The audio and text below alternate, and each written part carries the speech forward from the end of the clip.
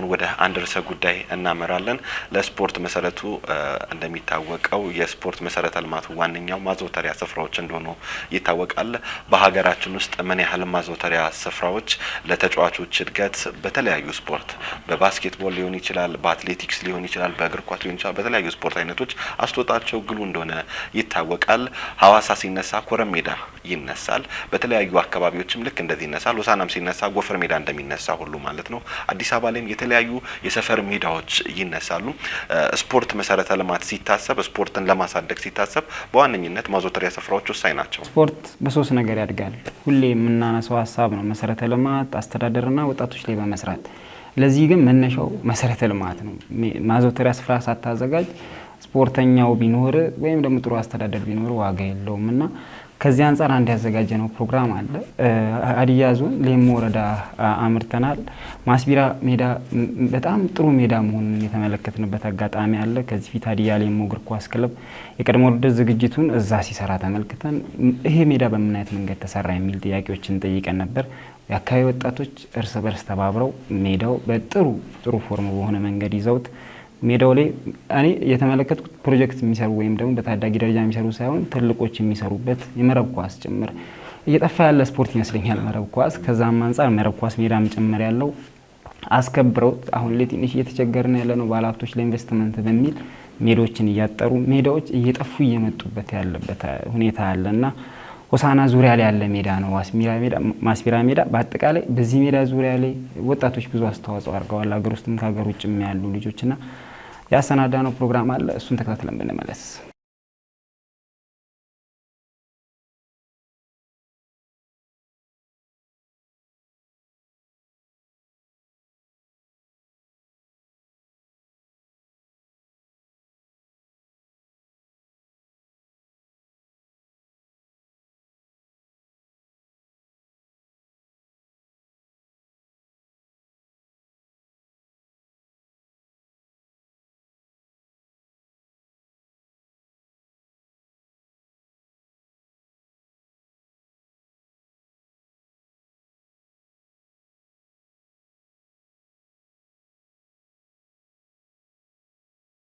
ሜዳ መጀመሪያ ስትመለከቱ በእንዲህ አይነት ሁኔታ ላይ አልነበረም።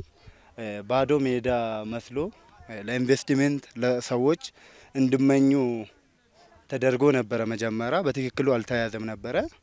እግዚአብሔር ይመስገን በልጆች ጥረትና በህብረተሰብ ጥረት እንዲህ ባለው ሁኔታ ይዘናል።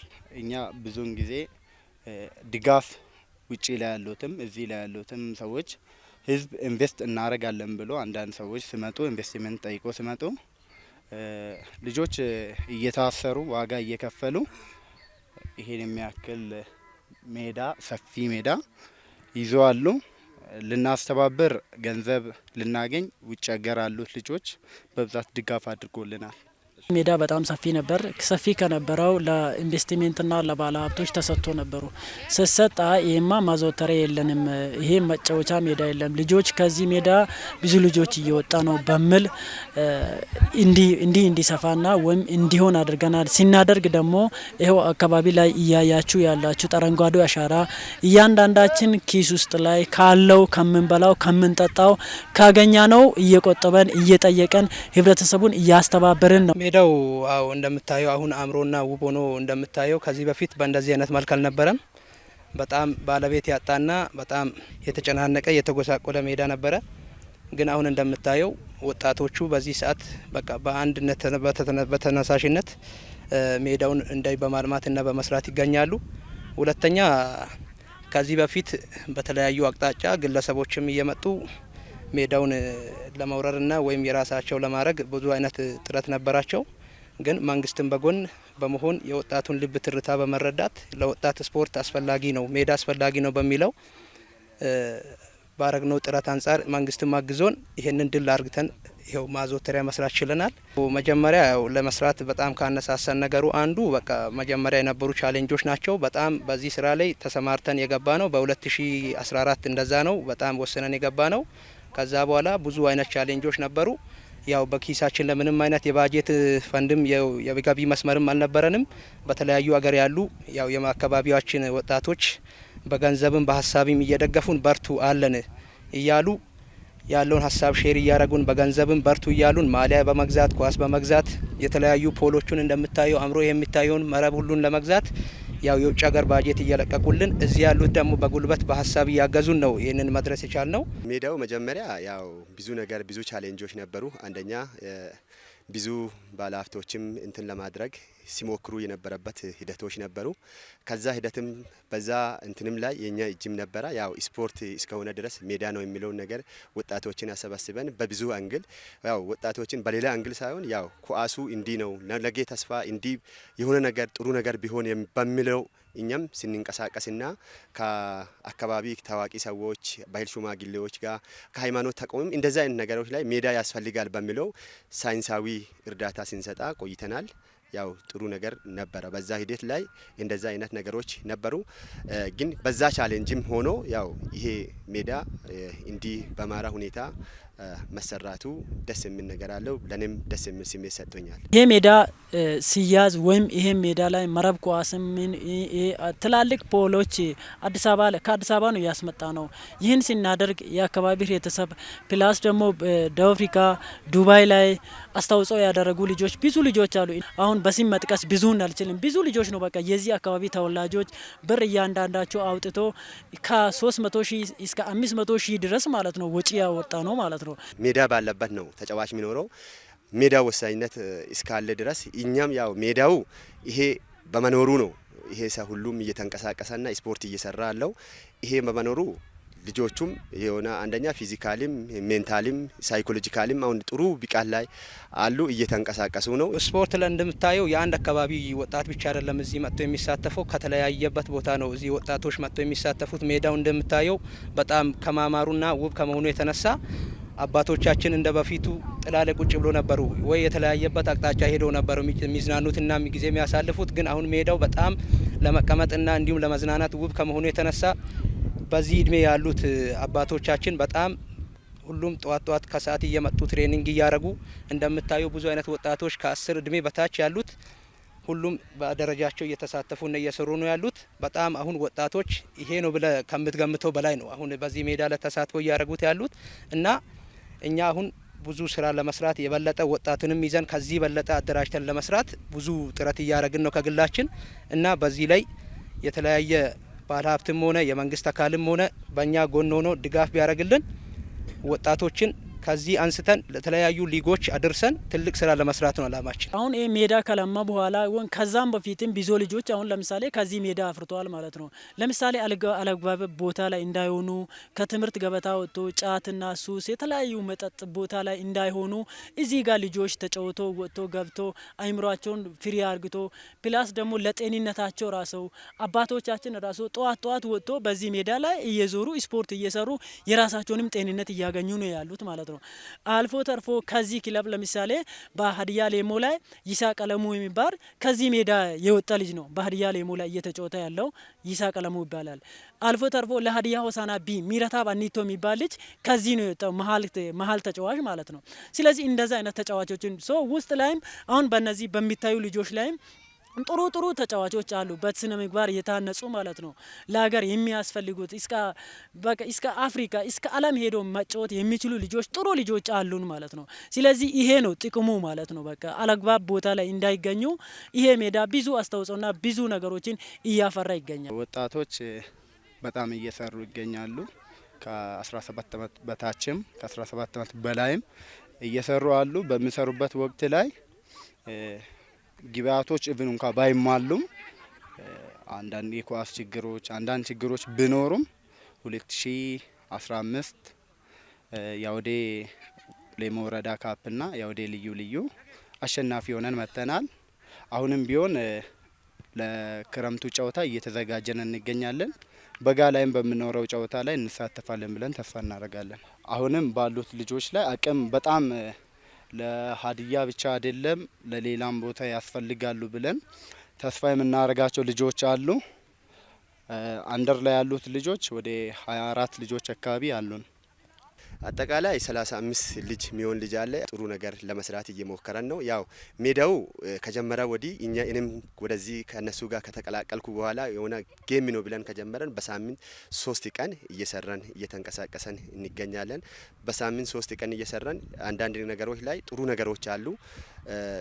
በሳምንት 3 ቀን አንዳንዱ አሁን ለምሳሌ ውድድር አለመኖሩ አንዱ የራሱን የሆነ ክፍተት አለው። በዛም ሂደት ላይ ሌሞ ሻምፒዮና ላይ በጋ ሻምፒዮና ላይ 2015 በጋ ያሁዴ ካፕና በጋ ልዩ ልዩ ስፖርቶች ላይ እነኚህ 2 ጊዜ ተከታታይ ሻምፒዮን የሚሆንበትን እድል አገኝተዋል። ይሄ ሜዳ በመኖሩ ነው ይሄ የተከሰተ። በዛ ሂደት ላይ እኔም ያው በበኩሌ ሳይንሱን እያካፈልኩና የሚያውቀውን ነገር እያሳየው አንዳንድ ነገሮችም ካሉት ከተሻሉት አሰልጣኞቹም ጋር ሆነ እያየው ለነሱ የሚሆነውን ኤክሰርሳይዝ እያሰራዋለሁ። ያው ሜዳ ላይ ጥሩ እንቅስቃሴ አለን፣ እንሰራለን። ያው ልጆችን እንደምታያቸው ሁላችንም እንሰራለን። ብንሰራም ግን ያው እንትን የሚረዳን እንትን የሚያግዘን ሰው የለም። አሁን ሁሉ ማንም በቃ እዚህ ጋር ብዙ ልጆች ኳስ ይችላሉ፣ ተጫዋች አለ እና ሁሉም ቢታይ ይላሉ። በጣም አሪፍ ነው። ልጆችም እየሰሩ ነው እንደምትመለከቱት። በሳምንት 3 ቀናት እንሰራለን። እዚህ ሜዳ ላይ ብዙ ክለቦች መጥቶ ይጫወታሉ። ለምሳሌ ከናረሞም ከተለያዩ ቦታዎች። ያም ማለት ይህ ሜዳ ብዙ አካባቢ ላይ እንደዚህ ሜዳዎች ቢያዙ ወጣቶች ወደ አሉባልታ ቦታዎች አይሄዱም፣ ወደ ተለያዩ ስፍራዎች አይሄዱም፣ ወደ ጫት ምናምን ማለት ነው፣ ወደ ሱስ። እንደዚህ አይነት ሜዳዎች ቢኖሩ በጣም አስፈላጊ ናቸው ብዬ ማውራት እፈልጋለሁ። 3 አመት ይዘናል። ቢሆንም ግን እዚህ የሚያግዘን ሰው የለም። በጣም ለመስራት ዝግጁ ነን እኛ ሴቶች። እዚህ ወጥቶ ለመጫወት ለመስራትም በጣም ይጓጓሉ።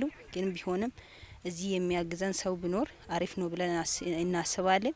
እኔ አሁን እዚህ እየተጫወትኩ ለራሴ አሁን ጥሩ ቦታ ደርሳለሁ ብዬ ነው የምጫወተው። ሴቶችም እንደዛ ሁላችንም እንደዛ ነውና አሁን እኔ እዚህ እየሰራው አንድ ነገር አሁን አንድ ሰው የሆነ ስራ ሰርቶ ውጤታማ ለመሆን ነው የሚሰራው። እኔም እንደዛ ነው። አሁን እዚህ ወጥቼ ሰርቼ የኳስ ስሜቶችን እዚህ አውጥቼ መሄድ ምንም አይጠቅመኝም። ግን ቢሆንም እዚህ ቦታ መጥቼ ሰራ አርጌ ለራሴ ውጤታማ መሆን ፈልጋለሁ ብዬ አስባለሁ። ሴቶችም እንደዛው።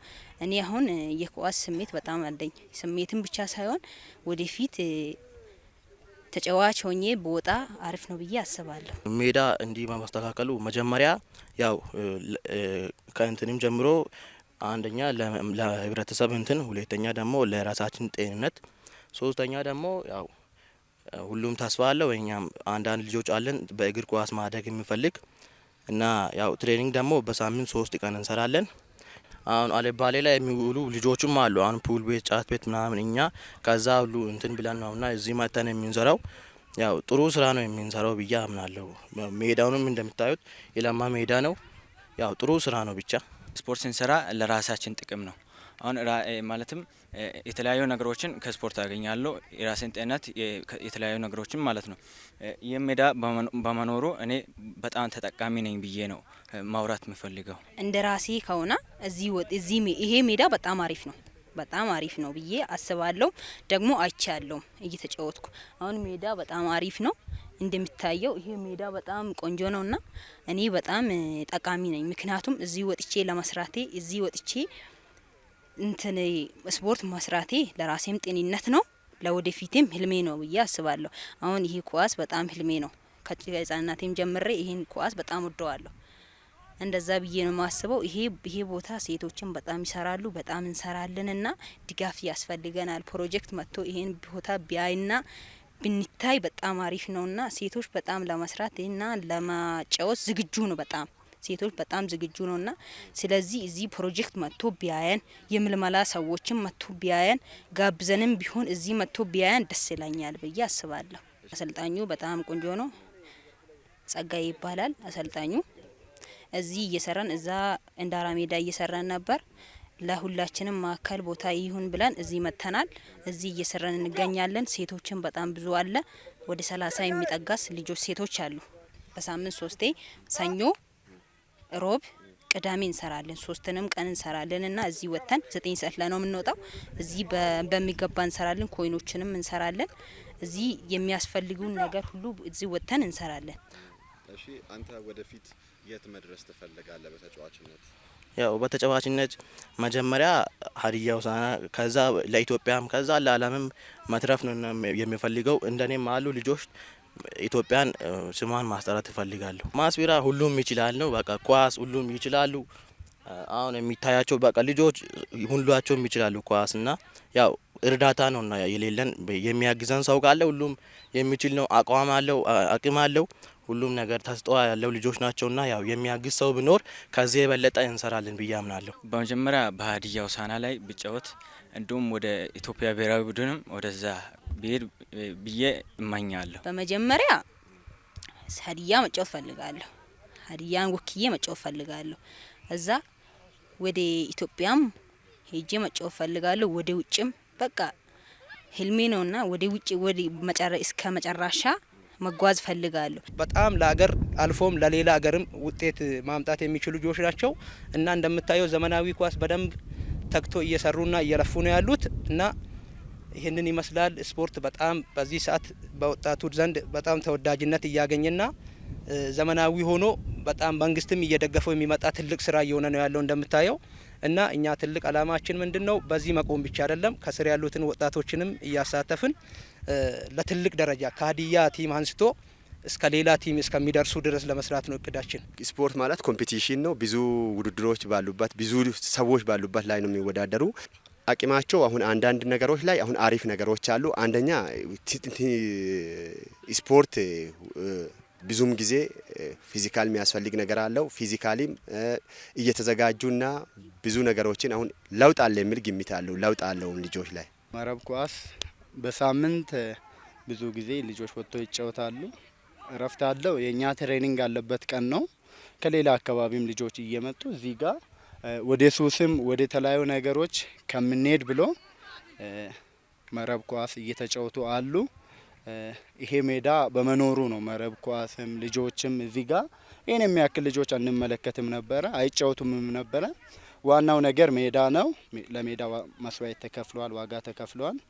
አሁንም ቢሆን ኳሱን እየተጫወቱ አሉ። እጅ ኳስ ሴቶች ደግሞ በሳምንት ከኛ ጋር እኩል ወጥቶ እኩል ዋጋ እየከፈሉ እኩል እየሮጡ እየሰሩ ይገኛሉ። ከዚህ ቀበሌ አልፎ ለዞን ይሆናል ይሄ ቦታ ብለን ነው የምናስበው። ለሀዲያ ዞን ይሆናል ብለን ነው የምናስበው። የእናንተ ድጋፍ ያስፈልጋል፣ ደግፉን። አሁን ለመስራት ያሰበነው ነገሮች አሉ። አሁን እዛ ጋር ወደ 3 ክላስና 4 ክላስ ቤት ለመስራት አባቶቻችን ጠይቀን ጥሩ አባቶቻችን እግዚአብሔር ሰጥቶናል። በጣም ትዩት የሆኑ አባቶቻችን ስለኛ ስለ ስፖርት የሚያውቁ አባቶች አሉ። ስለዚህ የሚያስፈልገውን ነገር እኛን ጠይቁ፣ ስሩ፣ የሚያስፈልገውን ነገር እኛ እንደግፋለን እያሉ አሁን እዛ ጋር ብዙ ወደ ከ25 በላይ ቋሚ እዛ ቆርጠን አስቀምጠናል ማለት ነው።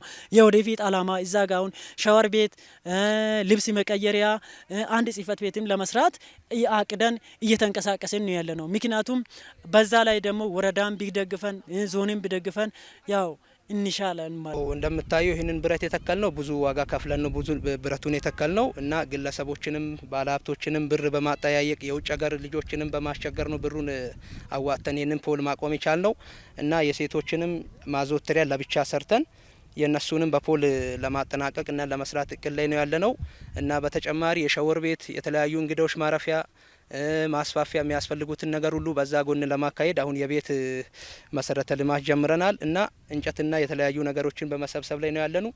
በዛ ላይ ደግሞ የተለያዩ የውጭ ሀገር ልጆችም አለን እንደ መጀመሪያው እንደግፋለን እያሉ በሚስማር በተለያዩ ቆርቆሮች አሁንም እየገዙ ነው ያሉት እና በዚህ ላይ መንግስትም ወረዳም ሌሞም ሁሉም መጥቶ በዚህ ላይ ድጋፉን ቢያደርግልን ምክንያቱም እኛ እናልፋለን። ይሄ ነገር የማያልፍ ሜዳ ስለሆነ ለትውልዱ ነገ አሻራ ስለሆነ ማንኛውም ይሄንን መስራት የሚችል አካል መጥቶ ቢያግዘንና ቢሰራልን ለሀገር ውጤት እንደርሳለን ነው የምለው። አቅም ብናገኝና ሀብት ብኖረን ሜዳውን ለሰዎችም ሰዎች አሁን ሌላ ቦታ ብንመለከት ሜዳ ገቢ ያለው ነው፣ ሀብት አለ ነው። እዚህ ሜዳ ላይ ገቢ የለንም፣ ሀብት የለንም። ሀብቱም እነዚህም ልጆች ናቸው። ውጭ ሀገር ላይ ያሉትን ልጆችንም ለመጠየቅ ትንሽ ይከብደናልና ሜዳውን በሚቀጥሉት ጊዜያት ላይ ሜዳ እንደ ሜዳነቱ ይያዛል ብለን ተስፋ እናደርጋለን። በተለይም እዚህ አካባቢ ያሉት አባቶቻችንን፣ ወጣቶቻችንን፣ እናቶቻችንን፣ ሴት ልጆችንም ሁሉንም በጣም ለማመሰገን ፈልጋለሁ እና አልፎ ተርፎ የወረዳንም ዞንንም እናመሰግናለን።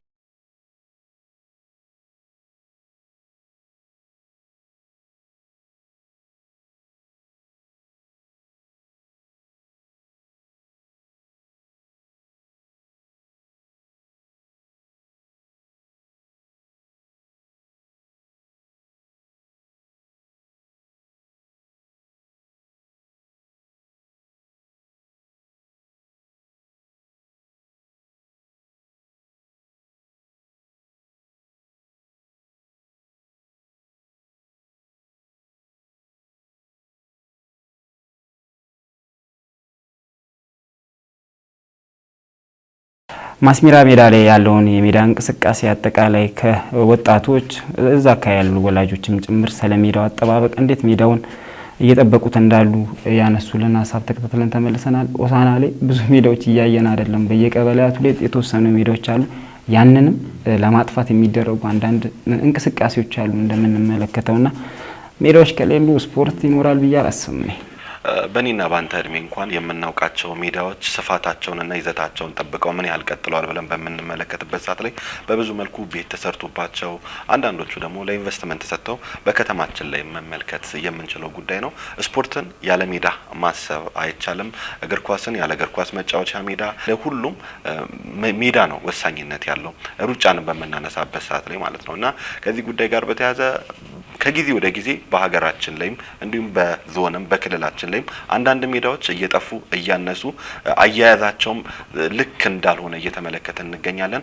የስፖርቱ አመራር ምን ያህል ትኩረት ሰጥቷል፣ ማህበረሰቡስ ያንን ለመታደግ ምን ያህል ተንቀሳቅሷል የሚለው ወሳኝነት አለው። የማህበረሰቡን ማንሳት የምፈልገው ምንድነው አንደኛ ከወራሪ አካላቶች ውስጥ አንዱ ማህበረሰብ ውስጥም ያሉ አንዳንድ ግለሰቦች ናቸውና ከዚህ ጉዳይ ጋር በተያያዘ ሰፊ ስራ ያስፈልጋል ብዬ አስባለሁ። እንደ ሀገር ስፖርታችን ደክሟል ብለን የምናስብ ከሆነ በዋነኝነት መነሳት አለበት ብዬ ማስበው ማዘውተሪያ ስፍራዎች ነው። በቅርብ አመታቶች ላይ ከኮሪደር ልማት ጋር በተያያዘ በአዲስ አበባ የተመለከትናቸው አርቲፊሻል ሜዳዎችን ማንሳት እንችላለን። በሆሳዕና ከተማ ምን ያህል ሜዳዎች አሉ? ምን ያህል ውስጥ ተጠብቀዋል? ለነገስ ምን ያህል ዋስትና አላቸው ብለን በምንጠይቅበት ሰዓት ላይ በብዙ ያጠይቃል። እንደ ሀዲያ ዞን እያሰፋን ስንሄደው ደግሞ ልክ እንደዛው ጥያቄው ከፍ ይላል። ያው ማዘውተሪያ ስፍራ እንዲኖር የሚፈለገው ለስፖርተኛው ብቻ አይደለም። ሰዎች ለመዝናናት ሲፈልጉ ስፖርት የሚሰሩ ሰዎችን ቁጭ ብሎ ማየት ያስፈልጋል ብዬ አስባለሁ። ለዚህ ማሳያ ማስቢራ ላይ የተመለከትናቸው አባቶች ነበሩ። ወጣቶች ኳስ ሲጫወቱ፣ መረብ ኳስ ሲጫወቱ ቁጭ ብሎ የሚመለከቱበት ጊዜ ማግኘታቸው በራሱ ሌላ እድል ነው ብዬ አስባለሁ። ማዘውተሪያ ስፍራ ላይ አንድ እግር ኳስ ተጫዋች ለማግኘት ብቻ አይደለም ጤናውን የጠበቀ ወጣትም ጭምር ማግኛ ቦታ እንደሆነ መጠን መንግስት በዚህ ላይ በደንብ ቢሰራበት የተሻለ ነው ብዬ አስባለሁ። ባለሀብቱ እሱ ስለሚያገኘው ጥቅም ብቻ ሳይሆን ነገ የሱ ልጆች የሱ ጓደኞች የጓደኞቹ ልጆች መዋያ እንደሆነ አስቦ ወጣቱ ካልባሌ ቦታ የሚታደግበት ስፍራ እንደው አስቦን ቢንቀሳቀስም የተሻለ ነው ብዬ አስባለሁ። ወደ 7ኛው ሳምንትና ወደ 8ኛው ሳምንት ኢትዮጵያ ፕሪሚየር ሊግ ሁለቱን ሳምንታት በጥቂቱ እናንሳ። 7ኛ ሳምንት ካነሳን የሀዲያ ሆሳዕናን ጨዋታ ብቻ ነው የምንመለከተው። ሀዲያ ሆሳዕና ባለፈው ሳምንት ከአርባ ምንጭ ከተማ ጋር ጨዋታ ማድረግ ችሎ ነበር። 1-0 በታምራት እያሱ ግብ በመጀመሪያ አጋማሽ በተቆጠረበት ግብ እየተመራ ነበር። በሁለተኛው አጋማሽ ኢዮብ አለማየሁ ባስቆጠረው ግብ ሀዲያ ሆሳዕና 1 ነጥብ ማግኘት ችሏል። በ6ኛው ሳምንት ቅዱስ ጊዮርጊስን አሸንፎ ወደ የመጀመሪያ ድሉ ማስመዝገብ ችሎ እንደነበረ ይታወሳል። ባለፈው ሳምንትም ይህንን ድል ያስቀጥላል ተብሎ ቢጠበቅም ነገር ግን ሜዳ ውስጥ የገጠመው ፈተና ያ አልነበረም። በጥቂት ደቂቃዎች ውስጥ ነበር ሀዲያ ሆሳዕና ግብ ማስተናገድ የቻለው።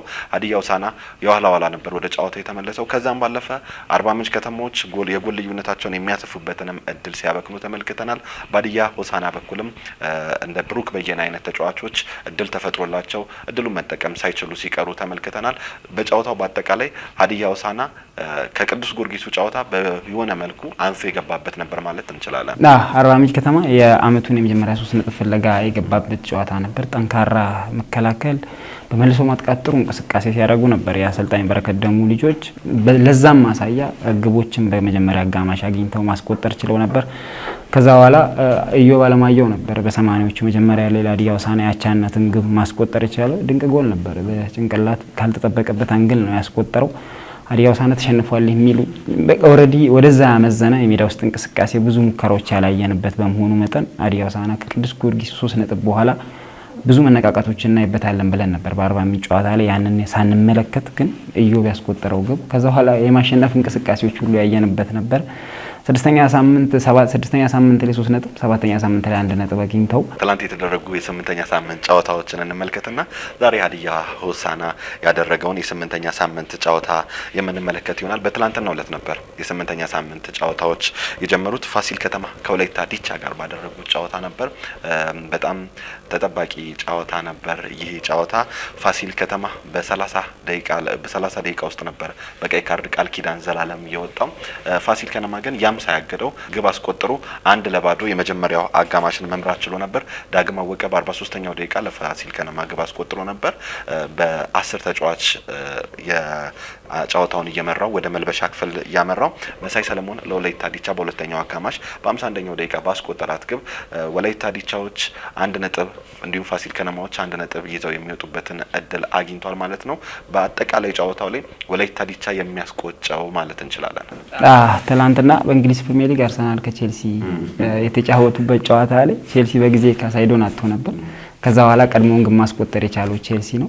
ጨዋታው ላይ አርሰናል ግብ አስቆጥሮ ነው ፕሪንቱን ቅድሚያ በፋሲል ከነማ አይተናል። የተመለከትንበት ጨዋታ ነበር ብዬ አስባለሁ። ምክንያቱም ቼልሲ ግብ ተጫዋች በቀይ አጥቶ ካሳይዶን ካጣ በኋላ ግብ አስቆጥሮ ነበር። ከዛ በኋላ አርሰናል ግን ግብ አስቆጥሮ 1-1 በሆነ ውጤት አልቋል። ኢትዮጵያ ውስጥም የተመለከተው ቀድሞ ጨዋታው ያ ነው። ምናልባት ወላይታ ዲቻ የሊጉ መሪ ያልሆነ ካልሆነ በስተቀር ፋሲል ከነማ ቃል ኪዳን ዘላለምን በ23ኛ ደቂቃ ነበር ቀድሞ ያጣው። ከዛ በኋላ ግብ አስቆጥሮ ነበረ።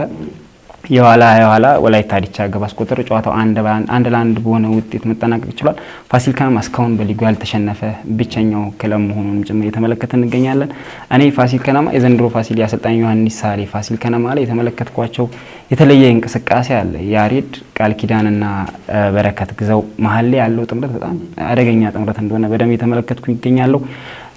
ቃል ኪዳን ዘላለም በቀይ ከወጣ በኋላ ላይ ያፈገፍጋሉ ተብሎ ነው የታሰበው። ግን በተቃራኒ ሁለተኛ አጋማሽ ላይ ግብ ተቆጥሮባቸው በኋላ ራሱ ግብ ለማስቆጠር እንቅስቃሴ ሲያደርጉ የነበሩት ወላይታ ዲቻ ሳይሆን ያሰልጣኝ ዮሐንስ ሳሌው ፋሲል ከነማ መሆኑን በደንብ የተመለከትኩበት ግቦችን ያመክኑበትም አጋጣሚዎች ነበሩ ብዬ አስባለሁ። በአጠቃላይ ፋሲል በሊጉ አልተሸነፈም። ወላይታ ዲቻ አሰልጣኝ መሳይ ተፈሪን ከቀጠረ በኋላ 4ኛ ነጥብ ያገኘበትም ጨዋታ ሆኖ የተመዘገበበት ነበር። የትናንትና ሁለተኛ ጨዋታ የተደረገው ባህር ዳር ከተማ ከኢትዮጵያ መድን ጋር ያደረጉት ጨዋታ ነበር። ያምናው የሊጉ አሸናፊ ኢትዮጵያ መድን ባልተጠበቀ መንገድ እየተጓዘ ይገኛል። በአፍሪካ ቻምፒየንስ ሊግ ውድድሮች ላይ ጥሩ ብቃቱን እየተመለከትን ነበር። እንደውም የዘንድሮንም ውድድር ይደግመዋል የሚል በእኔ በኩል ሀሳብ ነበረኝ። ምክንያቱም የአፍሪካ ቻምፒየንስ ሊግ ላይ ከግብፁ ክለብ ጋር ያደረገውን ጨዋታ እናስታውሳለን። በሁለቱም ጨዋታዎች ላይ ድንቅ ብቃቱን ነበር የኢትዮጵያ መድን ያሳየው። ነገር ግን ባልተጠበቀ መልኩ በኢትዮጵያ ፕሪሚየር ሊግ ላይ የወረደ አቋሙን እየተመለከተን እንገኛለን። 1-0 ተሸንፏል። ባህር ዳር ከተማዎች በመሳይ አገኘው አማካኝነት በፍጹም ቅጣት ምት በ81ኛው ደቂቃ ባስቆጠሩት ግብ ከኢትዮጵያ መድን 3 ነጥብ ይዘው ሊወጡ ችለዋል። የኢትዮጵያ ፕሪሚየር ሊግ 1990 ከተጀመረ በኋላ ከቅዱስ ጊዮርጊስ ውጭ ባክ ቱ ባክ ዋንጫ ያነሳ አንድም ክለብ የለም። ቅድም አንተ መድን ግምት መድን ሊያነሳ ይችላል 2018 ኢትዮጵያ ላይ ብዙ ችግር የሚለው ኮንሲስተንሲ ነው። አንድ ክለቦች አምና የደገሙትን ነገር ዘንድሮ ላይ መድገም ነገራቸው በጣም ዝቅተኛ ነው። አምና ከተመለከተን 2016 የሊጉ ሻምፒዮን ኢትዮጵያ ንግድ ባንክ 2017 ላለመውረድ ነው የተጫወተ። ይሄ ደግሞ ቡድኖች ሲገነቡ የሚገነቡት ለአጭር ጊዜ እቅድ መሆኑን ጭምር ማሳያ ነው። ያሰልጣኝ ገብረመድህን ልጆች ካምነው ስኳድ የተወሰኑ ልጆች ቡድኑን ለቀዋል፣ ወሳኝ ተጫዋቾች የሚባሉት ግን ያንን እንቅስቃሴ ያምነውን እንቅስቃሴ በልጆች ተክተው ለማሳየት እየሞከሩ ነው ብዬ አላስብም። እንደ አብነት እንኳን ብንጠቅሰው ሀዲያ ሆሳዕና ኢትዮጵያ መድን ሀዲያ ሆሳዕና 2-1 ያሸነፈበትን ጨዋታ እንመልከተው። በጣም የጨዋታ ብልጫ ተወስዶበት ብዙ የግብ እድሎች ሀዲያ ሆሳዕና አባክኖ ነው በመጨረሻ ደቂቃ ላይ መድን አሸንፎ የጨዋታውን 3 ነጥብ መውሰድ የቻለው። በትናንትና ጨዋታ ላይ ባህር ዳሮች ብዙ ግብ አባክነው በመጨረሻም ፍጹም ቅጣት ምት አግኝተው 3 ነጥብ ይዘውበት መውጣት ችለዋል። የደጋረግ ቡድንም ብዙ ጥያቄ የሚነሳበት ነው። ምናልባት መድን ዋንጫ ስላነሳ ከዛ የተሻለ ስለምጠብቅበት ካልሆነ በስተቀርና ያሰልጣኝ ደጋረግ ግዛው ባህር ዳር ከነማ 3 ነጥብ ያገኘበት ሳምንት ሆኖ አልፏል። ቀጥሎ የተደረገው በአዲስ አበባ ስቴዲየም ወልዋሎ አዲግራት ዩኒቨርሲቲ ከመቀሌ 70 እንደርታ ጋር ያደረጉት ጨዋታ ነበረ። ይህ ጨዋታ ለአሰልጣኝ ግርማ ታደሰ መንቾ በብዙ መልኩ ወሳኝ ነበር። የማስጠንቀቂያ ደብዳቤ መድረሱ ባለፈው ሳምንት ሲዘዋወር ተመልክተናል። ይህንን ጨዋታ በማሸነፍ ለጥቂትም ቢሆን እፎይታን አግኝቷል ማለት ይቻላል። በጌትነት ተስፋዬ ጎል አማካኝነት ነበር ወልዋሎ አዲግራት ዩኒቨርሲቲዎች በትግራይ ደርቢ ከመቀሌ 70 እንደርታ 3 ነጥብ መውሰድ የቻሉት። ግቧ በ15ኛው ደቂቃ ላይ ተቆጥራለች። አሰልጣኝ ግርማ ታደሰ ያው በሃትሪክ ስፖርት ያገኘነው መረጃ ለኮቺንግ ስታፍና ለሳቸው ማስጠንቀቂያ ደብዳቤ ወይም ደግሞ የመጨረሻው የመቀሌ ጨዋታ ሊሆን እንደሚችል የደረሳቸው ደብዳቤ እንደነበረ ባለፈው ሳምንት የተመለከትነው ደብዳቤ ነበር። በአጠቃላይ መቀሌ ከወልዋሎ ያደረገው ጨዋታ ተጠባቂ ነበር። መቀሌ ባለፈው ሳምንት 3 ጨዋታዎችን ፎርፌ መቀጣቱ ምክንያት በማድረግ ያለውን የሰበሰበውን ነጥብ አጥቶ ድጋሚ ኔጌቲቭ ውስጥ እንደመገኘቱ መጠን ለጨዋታው ወሳኝ ነው። የትግራይ ደርቢ እንደመሆኑ መጠን ትልቁ ፖይንት ከዛ አንጻር ጨዋታው በጣም ተጠብቆ ነበር። መቀሌ ሰባ እንደርታ በጊዜ ነበረ ጨዋታው ላይ የመግባት እንቅስቃሴዎችን ያሳየው። ግን የኋላ ግን 15ኛው ደቂቃ ላይ ነው ገና ጨዋታው በተጀመረ 15ኛው ደቂቃ ላይ አሰልጣኝ ግርማ ታደሰ ልጆች ግብ አስቆጥረው ወልዋሎ አዲግራት 1-0 እየመራ ወደ እረፍት አመሩ። ሁለተኛ አጋማሽ ላይ መቀሌዎች ወደ ጨዋታ ገብተው ነበር ብዬ አስባለሁ። የተወሰኑ ሙከራዎችን ሲያደርጉ ነበር፣ ግን ወደ ግብ ለመቀየር ብዙ የግብ አጋጣሚዎችን ፈጥረው ግን አንገሎች እየመለሱባቸው ግብ አላስቆጠሩ።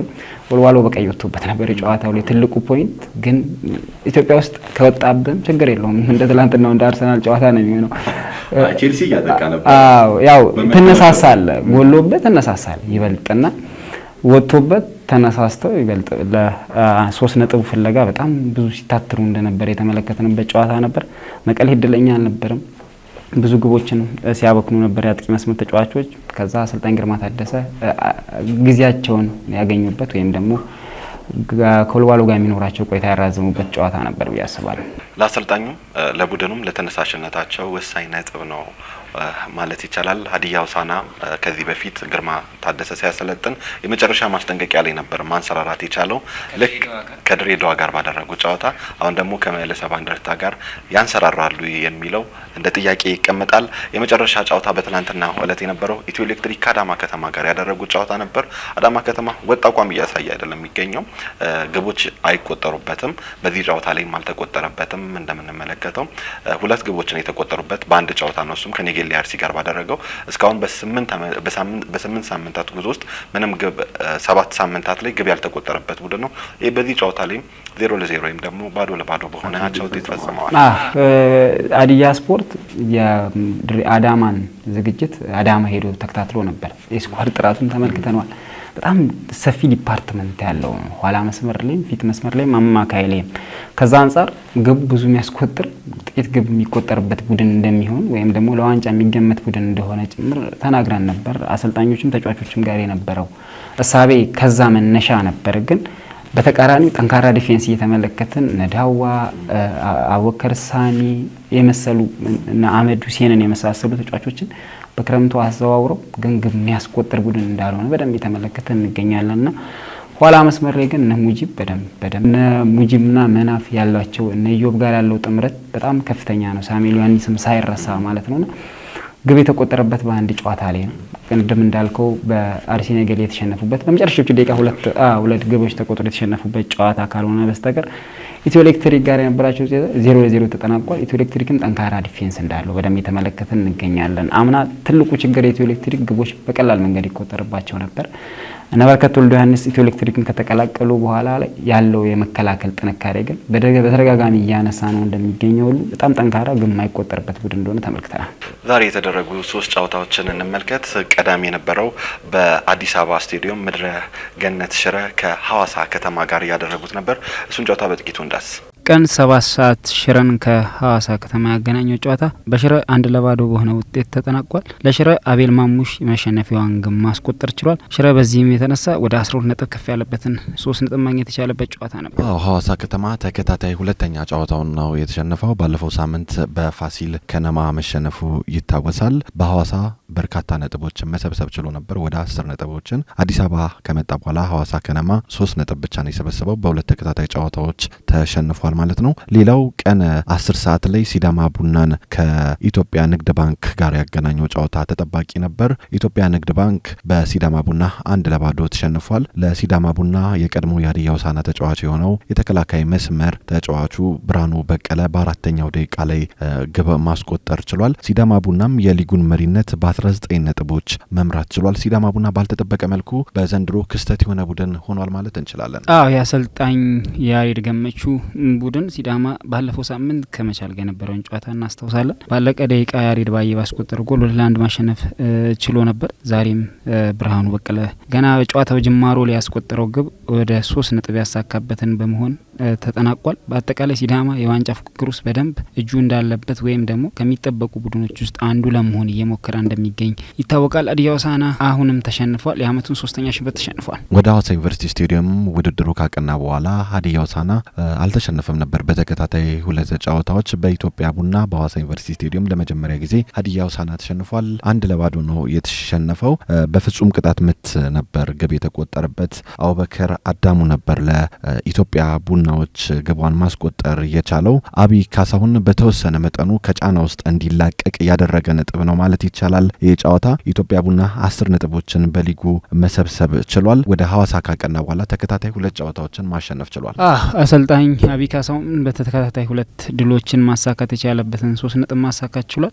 በጨዋታው ላይ ሙሴ ከበላ ነበረ በእጅ ኳስ በመንካት ፍጹም ቅጣት ምት እንዲገኝ ያስቻለው። ከዛ በኋላ ሀዲያ ሆሳዕና ግብ የማስቆጠር እድሎች ማግኘት አልቻለም። በአጠቃላይ የአመቱን 3ኛ ሽንፈት አስተናግዷል። በውድድር አመቱ ሀዲያ ሆሳዕና ወይም ደግሞ ሁለተኛውን ጨዋታ ለማሸነፍ እየተቸገረ እንደሆነ ጭምር የተመለከትንበት ጨዋታ ነበር። ሀዲያ ሆሳዕና በሊጉ 7 ነጥቦችን በመሰብሰብ በጊዜያዊ የሊጉ የኢትዮጵያ ፕሪሚየር ሊግ 8ኛ ሳምንት መርሃ ግብሮችም በነገው እለት በሚደረጉ 3 ጨዋታዎች የሚቀጥሉ ይሆናሉ።